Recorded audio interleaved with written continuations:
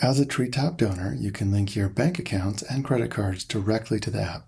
Let me show you how to get that set up. Go to Settings, and right at the top, you'll see Banking and Transactions. So tap that. If you haven't connected a bank yet, you'll need to add an institution. So tap Add Institution. We use a company called Plaid to handle the connection and the security. They're the best in the world at this.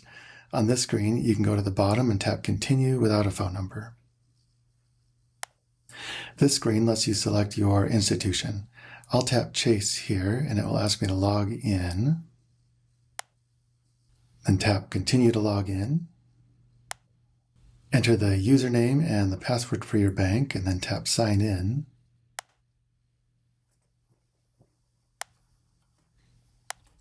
It might ask you to verify by getting a code sent to your phone, so tap Get Code. Then type in the code that you get and tap Submit.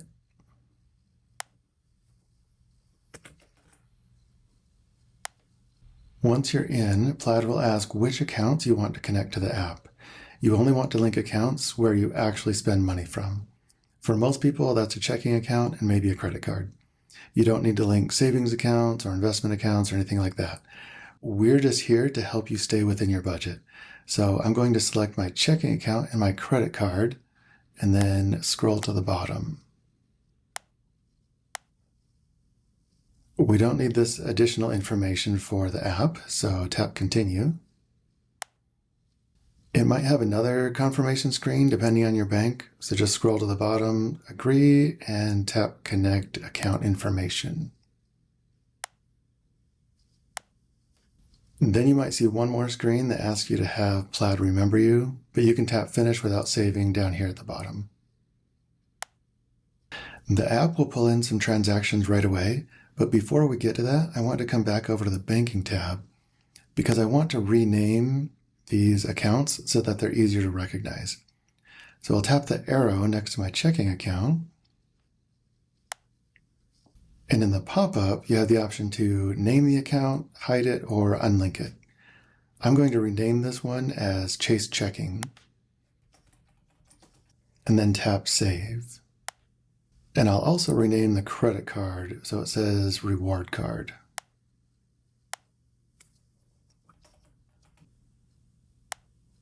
You can add whatever names make sense to you. One last thing on this screen, you can connect up to 5 different bank accounts or credit unions. So if you have accounts in more than one place, you're covered. That's it for the setup. Let's go look at what happens when the transactions start coming in.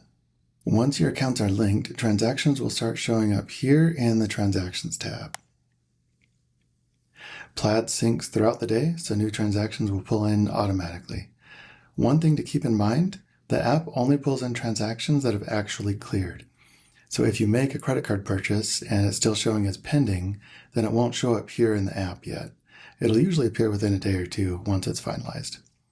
So here's a list of transactions that have happened for me, and there are 3 things you can do with each one. First, you can delete them. If you've already entered one of these manually in the app, you don't want to count it twice. So this Uber transaction, I already have it entered in the app. So I swipe left and delete. That way it's gone from the transaction list. The second thing you can do is you can assign these to your Happy Money or a custom box. So I have a Chevron transaction here. I'm going to tap that one.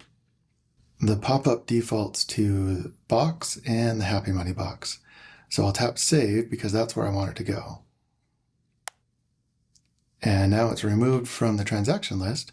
And if I go over to my Happy Money, you can see that it shows up just like any other transaction. I'll tap back over to Settings and Banking.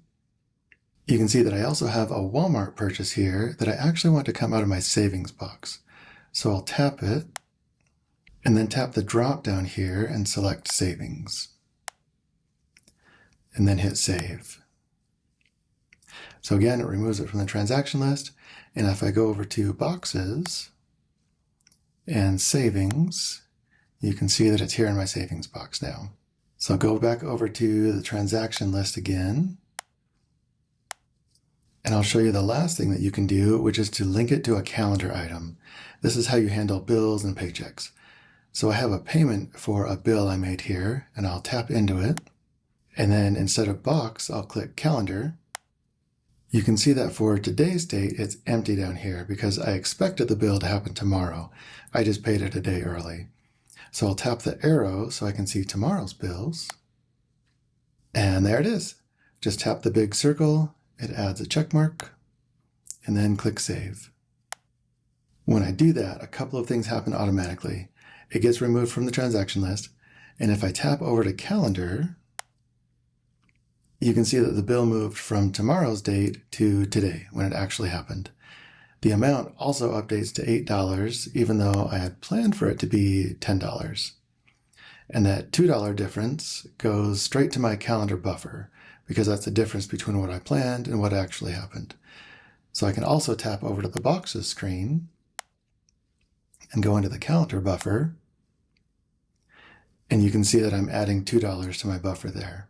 So to recap what you can do with transactions, you can delete it if it's already in the app, assign it to a box, or link it to a calendar item.